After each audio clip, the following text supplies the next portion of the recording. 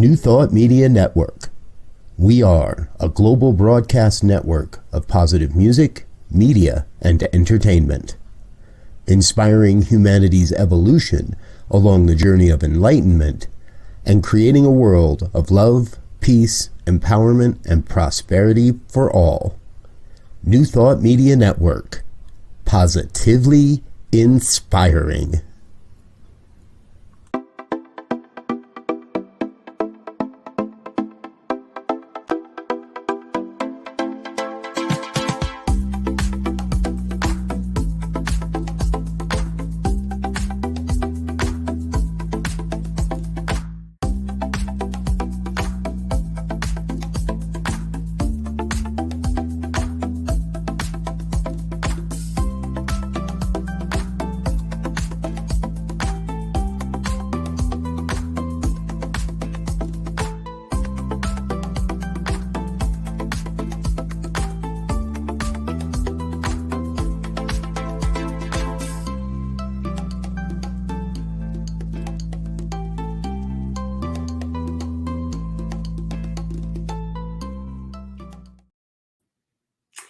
Welcome to Global Focus Today. I am your host, Reverend Sharri Johnson, and it is my delight and thrill to be able to introduce our guest for today, because she's not just one of my favorite people in the world. All of my guests fit that category, but she is like a daughter to me. She's part of my family. She's hooked to my heart, and she is really, really cool. Her name is Dr. Laura Mock, and she grew up in a fairy tale childhood, I think, wandering in the woods and communing with the trees and the flowers and the birds and the bees.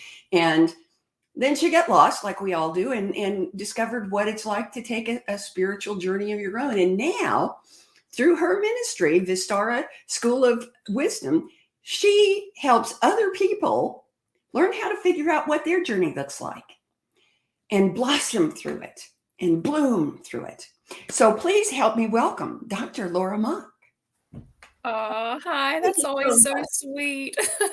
You have the best introductions ever. That's because I have the best guests ever. Oh, it's because of you. It's the energy. We appreciate you. So I understand you have something new and wonderful happening at Vistara, and I want to hear about it because it's very, very to my heart. Sure. So the Vistara piece is that, really grassroots, just responding to the community and the inspirations that I had and the consciousness that I began to embrace and expand upon. So, yeah, as of probably not long after I talked to you last, and I'm going to share this video with her. So, dear Cecilia, Gallery, Michael and Cecilia Gallery, founded about 20 years ago a little spiritual retreat place in the mountains of North Carolina. And I know Sherry's very prejudiced to the mountains of North Carolina. And I've been going there for a long time. A mutual friend and mentor of mine mentioned to me years ago. And so it's this little simple, sweet little, there's four cabins, the main house, and that's the only place that has running water. And there's a reason for that, but there's three other cabins that I remember when I heard, what do you mean there's only one cabin with running water? But they have very fancy, very beautiful, very clean, very not creepy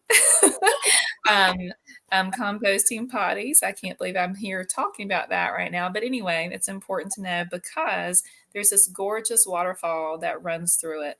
And this water that turns into probably one of the most grandest waterfalls I've ever seen. And Sherry knows my husband, Franklin, and we traveled to North Carolina, and he is the waterfall connoisseur. And he often tells people this is hidden in the woods it's a cavern, obviously, between two mountains. And he said people would just, if they knew it was there would be flocks and flocks of people there. It is that gorgeous, that huge, that powerful. But here are these beautiful, Michael and Cecilia developed this place really because that Michael in particular at the time really felt a calling to serve and be able to give people a retreat. And so Cecilia cooked all the meals, and they weren't there to really counsel necessarily. It was just there to they attune to the energy. There's a lot of native energy on the land, and they attuned to the energy. Michael actually physically cleaned it out. It had gone in disrepair for quite a while, and I believe the story is, which would be better coming from Cecilia than me. You may need to interview her. I'm going to have to give you her name. But two huge, big trash bins of just stuff that he just pulled out of the creek. And so literally his blood, sweat, and tears were in that place. And they just loved people enough to protect this place, to literally clear the energy, to keep it clean and sacred. And when you walk on the land, you can feel it. And it became home to me very quickly. I quickly sent everyone I knew that was open and interested in just communing with the sacred within to go there. It's very easy to get away there. And so fast forward, Cecilia and I became very close friends. Michael transitioned 2 years ago yesterday. And Cecilia is still there. Um, and through that time that I knew him, Michael, I think he was a lot of our teachers, and Cecilia as well. And so through that transition, it was Cecilia was at a place where where am I? What's going to happen to the quiet place? Where are we going to go? And we all go through journeys of figuring things out and just listening to spirit without hesitation. And at the same time, they were very supportive of Vistara. I have Cecilia as one of my sages on the council. Vistara has women. And men. Right now, it's all women, but mentors of mine that have been mentors for a while on our sage council to help, really selfishly to help me, because the spiritual integrity is really important to me. And so I think everyone needs a mentor, right? But so Cecilia is a part of that. She and Michael were huge supporters of me doing this Vistara and creating that space. And without sharing too much more, it just kind of she said, I really feel like it's time for me to begin to go out to my family in Iowa. And I don't know why we didn't think about this. I don't know why it was in front of my face the whole time, but I would really like for you and Franklin to be the head custodians and of the quiet place moving forward, and for Vistara to use it to serve, because our missions are the same, to serve in the highest good for all, not to push an ideology or anything like that at all, just more to help people commune within themselves and commune with the sacred land, which is also a reflection of them, and just love people where they are, and again create that sanctuary. And so she kind of took us by surprise. I remember coming upstairs and saying, I think Cecilia just offered for us to take over the quiet place and allow however it was going to shift to serve um, the school that we've started. I think she just kind of handed us the keys to that. And I was like, what do you think? And he was like, well, of course. Well, yes. I was like, okay. So long story short, we're not moving there right now. I have a young son here, but I have a group of really beautiful people, facilitators and practitioners within the school, that we're going to oversee the quiet place and figure out how we're going to go forward with, if there's going to be retreats there, how we're going to serve and commune with that way. But also with Vistara, we're going to offer immersive retreats as well. Silent retreats are really important, and immersive retreats within the arts and within nature there as well. So I don't know if that's kind of a long explanation, but we're really excited. I mean, I did not see it coming at all. But we're going to start a slow transition starting in July, a big in early 24. Oh, So it'll be a place where people can go, and I really hope you come. Well, I was thinking you're going to need somebody to come and do a blessing when you open that place. We are, well, and we are going to do a ceremony. We're doing this beautiful sacred ceremony in September because she's coming back for a couple months in September. And we've got this whole ceremony planned, but more blessings the merrier.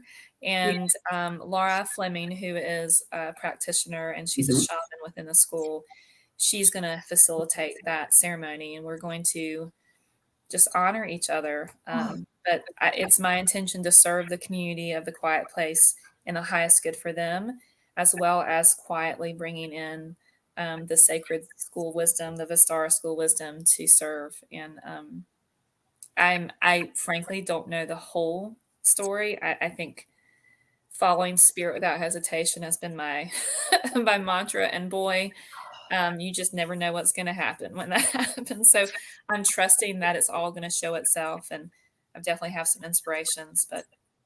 Well, you know what it sounds like to me? It sounds like conscious evolution in action. Oh, I love that. I'm going to write that down. I'm going to steal that. You don't have to. It's yours. Take it. It's a gift. I will say that's one of the questions I ask everybody. And, how does what you do support, enhance, develop conscious evolution? But the verb for you is demonstrate. You're demonstrating conscious evolution. Yeah, I think for a long time on my journey, I was very in tune with the feminine energy of inspiration, and that's our intuitive side, and but the doing side felt scary when I was younger, and now it just all is one, and you just move through it, and I know that the Quiet Place, for that reason, it will be people that are not necessarily all students in Vistara or like want to be a practitioner in Vistara, facilitator. But it will be for some of those people as well. It's just a place where, the sacred is found within. And I know I've talked to Missy from Emerson, my mentor, a lot about this. And, the way I look at Emerson is so powerful in consciousness, right? And it's the books and it's the study. And what I wanted to do is to create for Emerson students, for anyone, for all people, whether they're students or not, is a place where people can just go and commune. And it's a physical representation of what we've been reading in books, and it's putting it into action. And so we want to have all those sacred mediums there of art. At times, it won't always be like that. Sometimes it'll just be quiet and sacred. And then other times it will be, recently the way it came through was the divine has a language.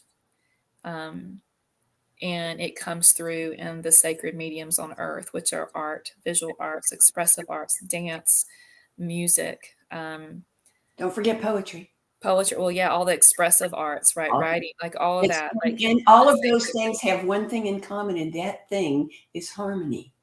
That's right. Those expressions are in harmony with the frequency, the vibration of nature. Quantum physics teaches us that everything that exists is really just vibration. It is. And it's so funny because I'll tell you how it came to be, but when we delineated it a little bit, right? So it was the branches we call now the sacred mediums, but it's almost like branches on a tree, which were nature, visual arts, expressive arts, dance, and movement, music, which of course is, vibration and music, sacred wisdom practices, and metaphysics. Well, if you look at all 7 of those things, they all are this. Nature is vibration. Nature is quantum physics. Nature is art. It's everything. And so the visual that came through, because I'm really, really just a student of this myself. I just allow it to come through and we'll see what's going to happen, right? But the visual is always a tree. And absolutely. And what I recently saw was how Vistara is serving. And again, I think this is not just our thing. This is, like you said, a global consciousness thing. is. But It to is. look at it as a tree and these branches, let's say someone is attracted to the arts, or someone's attracted to poetry or dance and movement, and they see that metaphorically, that's that little branch glistening on their walk, and they look at it and they begin to want to explore it a little bit more. Oh, I really like the way dance makes me feel. I want to explore. I want to explore. And then you get on that branch but then you begin to creep in closer and closer to the trunk. And then by the time you go in, you get to the trunk, and then you go inside the tree. And then by the time you're in the tree, you're going down into the roots, into the wisdom within, down below, ancestral, like all of that. And then you can go up to the heavens, so to speak, above. And when you really embrace your wholeness, when that sacred medium brought you in within, all of those branches, all of those sacred mediums are one inside of you. And then you begin to branch out, and you feel whole, and you know that you're not even feel, you know this, you know you are one in that consciousness. And then without even trying, you may even form your own branch, and you get really excited about poetry, or you get excited about integrating something. And then now you have this, shimmery little branch over there. And then someone is walking under that tree one day and sees your branch and like, ooh, I'd like to climb up there, and that's kind of how we see Vistara, is those sacred mediums are there because it's the divine language on the planet. It has the vibration, it has the consciousness, and it may be where our earthly self feels safe to invite us in. But when you really are in the vibration, you're not having someone tell you what to do with that piece of art. You just get to vibrate with whatever you're in. And then that's like home. And you're a child again, and you're joyful, and you go within, and then you branch out. And I mean, what a beautiful world. That's the world that I'm living in. And it's the world that I believe is more true than anything else. So Vistara is the physical representation of that. We're just the playground that people come in and find their own inner guru within themselves, right? I love that you have a tree for it's your. always been a tree for us. Because for me, a tree is a symbol of both infinite life and infinite possibility. And it is not only is it always opening, always expanding at the top, it is also always expanding. At the bottom. The bottom balances the top, the bottom mirrors the top. What is below is above, what is above below. So, oh yeah. It's infinite. It's in the infinite cycle. It's just, don't even get me started. I love it so much. And I've just meditating on a tree, just that alone. Oh, I have to show you me so much joy. Hold on. I'm just going to step away from the camera for a minute because I want you to see a sculpture that I got when I was in ministerial school. Because my favorite Ernest Holmes quote is, "We must remain open at the top." Oh. And nothing is more open at the top than a tree. Isn't that wonderful? Yeah. And and the symbolic of the beautiful crystal below, and the crystals above here. I'm not good with my camera. And this is that silk, that this part is powerful. Did you go away? Are you still there? No, she just put you on so that you're so sweet. Oh, my tree. This is a gift from my husband. Oh. So yeah. And see, I told you she was part of my family. And side note, so one of our facilitators in our school, Amanda Beaumont, she's a potter. She's many things, but she is an incredible artist. And one of our Vistara workshops was nature and pottery. And this was a real leaf that I did not, she helped us figure out how to do all this. And it was a class, but it was really embracing the vibration of the clay, going out and finding pieces of nature that you vibrated with, and then creating something with it. And I can't manufacture what I got out of the feeling of all of this in a book, even though I think a book can be a journey. So it was taking that intellectual, taking that experience, that willingness, reading about it, and then actually putting it into action and doing something. And that was like I love it. I just love it. Yeah. Now, the difference between doing that and reading a book is that reading is learning about it, Mm-hmm. and doing it is experiencing it. Yeah. And I needed At both. the absolute vibratory, And I needed both. subcellular level. Right. And I needed both. And the practitioners in Vistara have both. So we honor the intellectual mind. Of course, they kind of unveil their own, that's a whole nother story, but they unveil what their soul is calling for them. But there's a place for foundational studies, right? I think it's important. That's where we come in, but that's also where Emerson comes in. That's where a lot of consciousness wisdom schools come in. Again, Vistara is here to take all of that and work as partners and saying, this is, go have the experience. Because you and I both know everywhere, every master teacher always says, go have the experience. I feel like I think all of my readings were there to encourage me to go within, to go out here, to have the experiences, because that is where, I've worked with children a lot. And, when we have that physical feeling, that experience, that knowingness that hasn't just been told to us, you can't take that away. That's to me where that's where the foundational stuff comes. That's where my foundation is. I can't just do it because, and that may be my mother's probably listening to this right now, and she would tell you I was a very stubborn little girl. I think I was sweet at times, but I was also stubborn. But I want to know why. I want to feel it. I want to know it. And you just can't be told that. It's about the experience of it all. And I don't know. As my son's grandmother used to say, whenever I called him stubborn, tenacity is also a virtue. Well, what I learned about that. Tenacity. Well, what I learned about that is like when stubbornness is in balance, it's a great inner faith. Yep. Like no one's going to tell me that I'm not worthy. No one's going to tell me you're not worthy. I know that we are, and not from a place of arrogance, from a place of love, self-love, and acceptance, and also seeing it for everyone else. But that stubbornness as a child, and if any parent is listening to this, oh my gosh, my mother is probably, if you had a live chat, she would be on that right now. But I don't want her to be, because she would tell all my stories. But for those of you that have stubborn children, I always see that to the extent of their stubbornness is when they find their foundation, when they go on their own journey, when they really discover and remember who they are, that stubbornness in balance it's so faithful. It's so inner, not looking at religion in that way. I'm looking at inner faith. I know who I am. I love who I am, and no one can take that away from me at that point. And that's where stubbornness goes into balance. That's where, like, I believe it is a virtue.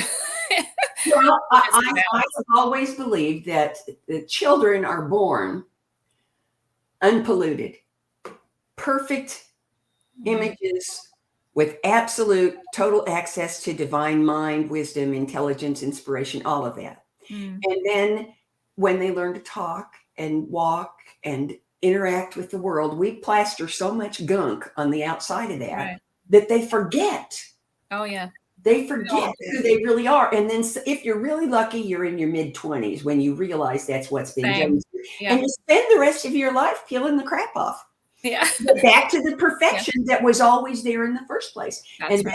That's when stubbornness is absolutely a virtue, because stubbornness is tenacity. Stubbornness is knowing as opposed to wishing, dreaming, hoping. Stubbornness is knowing. That's right. Down here in the South, we say, "Amen, sister." That's true. I love in the South. One of them is, "I hate it for you." Now that one is used two ways. Yeah. It can be used in genuine empathy, like at a funeral, or it can be used in a "would you like some cheese to go with that wine" kind of way. Can you guess how it was used to me the first time? I bet I can already tell. Empathy. Well, the thing around here, and I don't know is "bless your heart." Oh, that's another one that has 82 different interpretations. Right. But for me, like my mom meant it. Like my mom was like, "Bless your heart." Like I really empathize and feel for you, until I got out of my house and realized, oh, I don't think that was sincere. I don't think they were, oh, bless your heart. I was Yeah, yeah, judging no. about you behind later. Um, we digress. It's okay. Yeah. Digression is part of the format here. Um, That's so, why I love you. so what's the coolest thing that's happened to you out of the quiet place? I love, by the way, the name. You are not allowed to change the name. I'm not. I would never, because there's the quiet place. And again, Michael and Cecilia always said they were the custodians of it. And that was the way to honor it. They, even though, yes, they technically own it, and they will continue to, in the trust and everything. But it is, the custodian piece is so critical of the, in it, and when you put it in, I'm the custodian of versus I own it, the vibration is completely different, and the honoring of that is completely different. And I believe, I don't want to speak, I'm going to get Cecilia on here. You all will fall in love with her. Yes, Just like I am. You two will be her information, two and I will peas in a contact pod. her right away. Two peas in a pod, speaking of Southern tradition. But I feel like after so many conversations, and if anyone in the Quiet Place community, I feel sure, would back this up, is the quiet place is the quiet place because of the honoring of the land.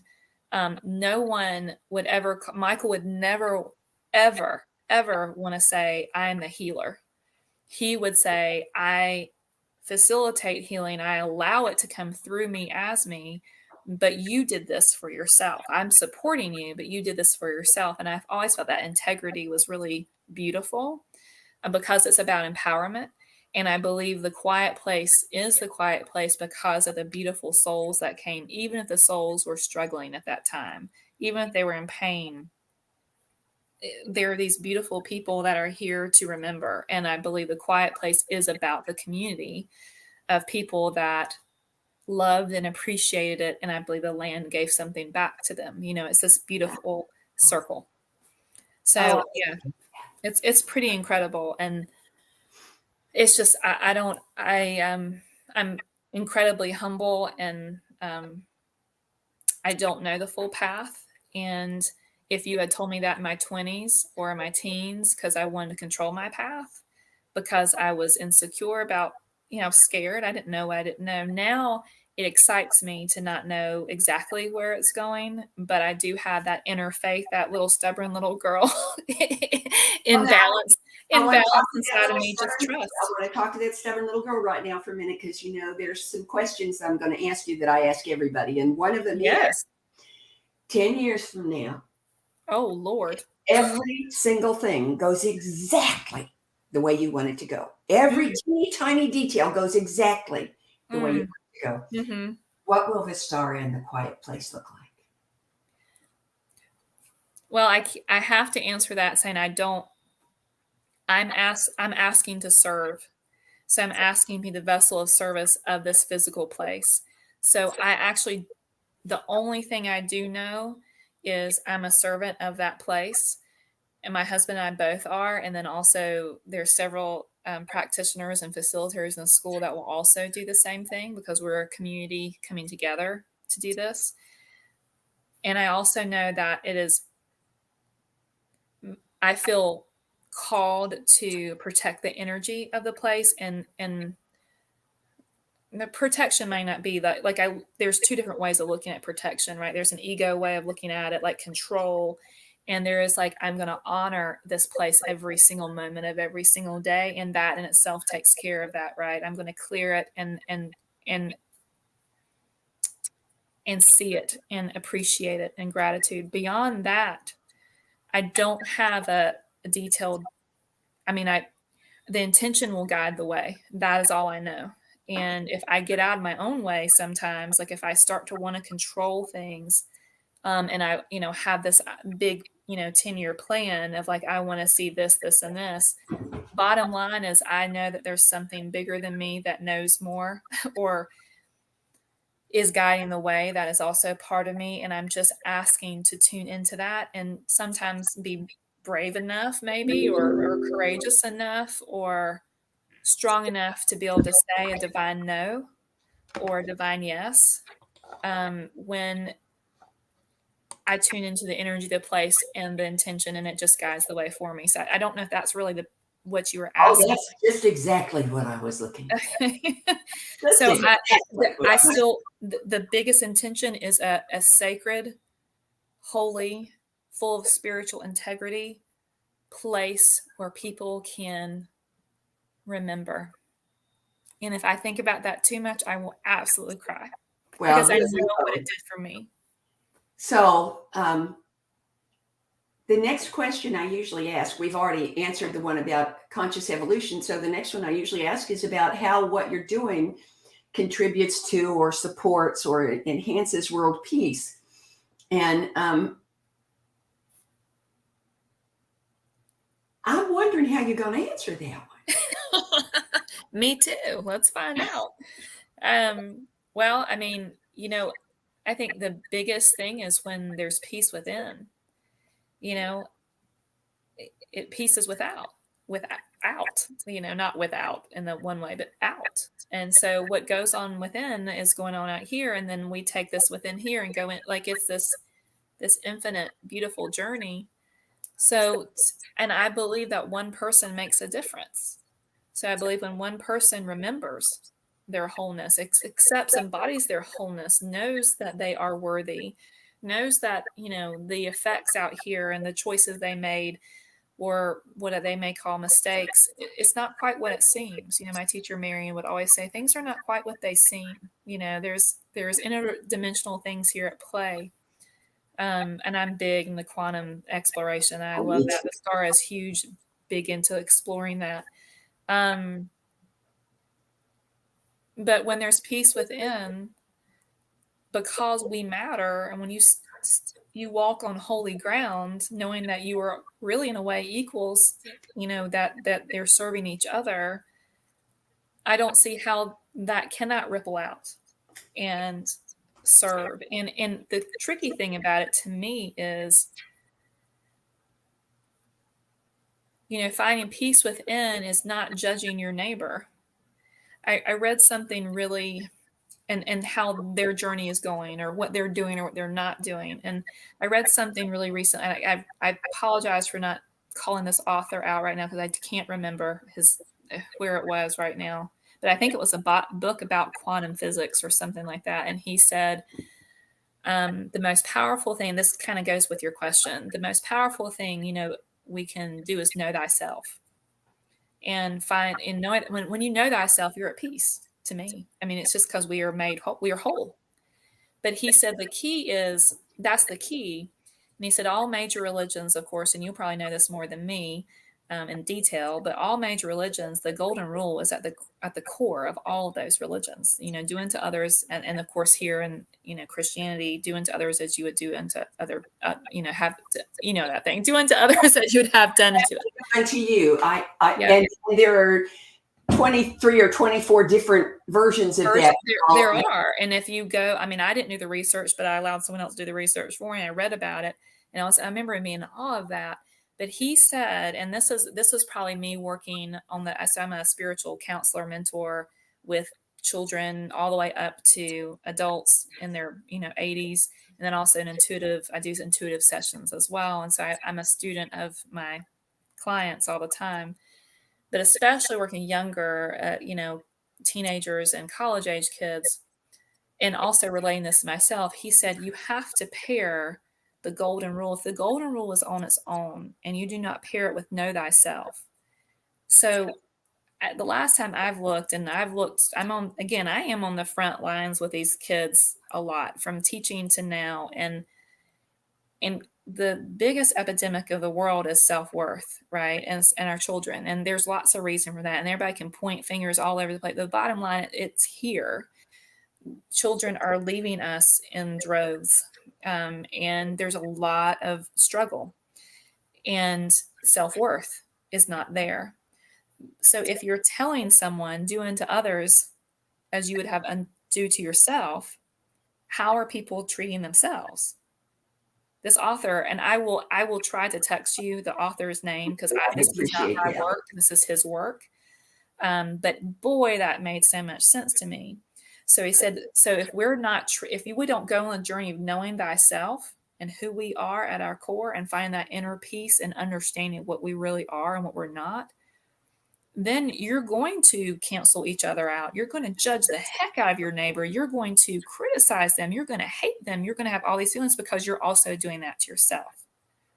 But when you know thyself and you pair, oh, it makes me want to cry again, Lord, know thyself and you pair it with the golden rule. You know, what's better than that? When I do commercials for this show, one of the things I always say is that I have never failed to learn something from every single interview. Oh, amen. And what I just learned from you is that I've always believed that peace is our natural state. I do too. We don't create peace, we unveil peace. But absolutely, better, we have to remember peace. That's it. And I want a bumper sticker that says, remember peace. That's all we need. And remember thyself. Remember thyself. Everybody, if you peace, boom, right? World peace. If you remember thyself, you are peace. Yep. And I don't know where I read this either. I feel so bad. I'm not giving credit to these authors, but it, and again, I think many people have repeated this. I don't think this is new probably to a lot of your audience, but at the core of who we are, you remove personality trauma, you remove, and it's hard to remove that. So I'm not saying that in a light way. I'm not spiritually bypassing that by any means. But when you remove all this earthly gunk stuff that you were describing at the beginning of this conversation, our true nature is to love, to be loved, and to serve, which to me is a definition of peace. Yep, to love, to be loved, and to serve. Yes, so you're right. It's not about creating that. And I tell my clients all the time, my job is simple and easy because I know your truth. You may just not know it yet, but I know that you're whole. I know you're amazing. I don't care what you've done or haven't done. I know that about you. And so I just get here to be reflecting because I know myself. And if I know myself, I know you. So I'm just going to reflect that because we're not creating something new. But I don't have to try to create something new in you. It's just removing that which is blocking your memory. Yeah. And then you'll have it. That's the best world peace answer I ever heard. Oh, I have a feeling you said to everybody, but here's the last one. The one I asked, the one I ask every single person. Mm-hmm. Hold on just a second while I prepare, because the last question. There's a graphic for this one. Is, will you come back? Oh, you're so cute. You know I will. Will you come to the quiet place? You bet your boots I will. Now, the first opening I have is March 19th of next year. Can I pencil you in? Oh, that's my nephew. Of course. That's my nephew's birthday. I love him. Yeah, that's a beautiful date. Right. I will put you down for March 19th of next year, and you get me that Cecilia's contact information. Oh, I will. I'm going to hang up and call her. All righty. And the great news that I have for the folks who are watching right now is that next week's guest is another real winner. I don't have anything but real winners, but this guy is Reverend Dr. Jerry Troyer. He's the president of the board of Anton, but his ministry is called Urban Street Angels. He works with unhoused people, and he is so passionate and so committed and so wonderful with them. You don't want to miss it. So be sure you're here next week to see Reverend Dr. Jerry Troyer, and I'll see you then. Bye-bye. Amazing, amazing, you will do amazing things. Amazing, amazing. You will do amazing things. On behalf of everyone at New Thought Media Network, thank you for being a member of our virtual family. Your financial contributions help share the New Thought message with people from around the world. please visit and contribute at www.ntmedia.org/donate. New Thought Media Network. Come be you. And please like, share, and subscribe. Until next time, peace and blessings.